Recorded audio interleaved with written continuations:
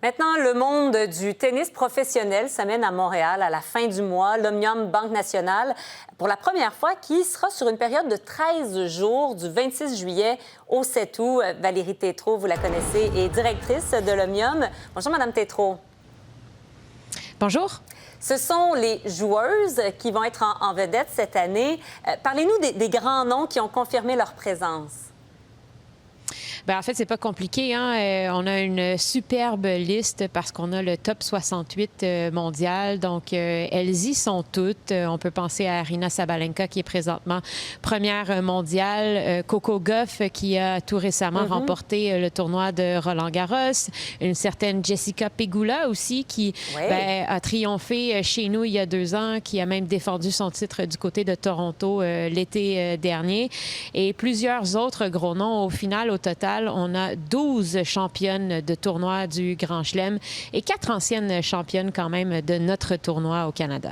Donc, on devrait avoir droit à du grand tennis à Montréal. Le fait que le tournoi soit sur 13 jours, qu'est-ce que ça change concrètement pour vous? Bien, c'est clair que ça venait quand même avec son lot de défis supplémentaires. Ça fait déjà quelques années qu'on se prépare à vivre cette transition-là. Notre tournoi se rapproche un peu plus finalement du format qu'on retrouve justement dans les tournois du Grand Chelem. Et je dirais que le plus grand défi pour nous, c'est probablement le fait qu'on double en fait le nombre de joueuses qu'on va recevoir par rapport à ce qu'on avait dans le passé. Et bien évidemment, il s'agissait d'optimiser les espaces qu'on a et même de trouver de la place pour augmenter finalement le nombre de terrains d'entraînement. Et pour ça, on se tournera vers le centre sportif Claude Robillard où on aura accès à 5 terrains là-bas justement pour pallier un petit peu finalement à notre manque de terrain.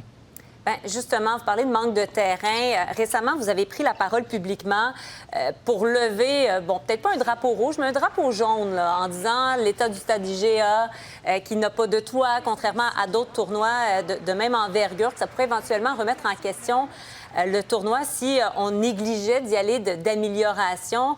Est-ce que le tennis n'a pas la même attention des gouvernements que d'autres sports au Québec, vous pensez? Bien, de la manière, en tout cas, que nous, on voit l'événement qui est l'Omnium Banque Nationale, il s'inscrit évidemment dans les événements les plus...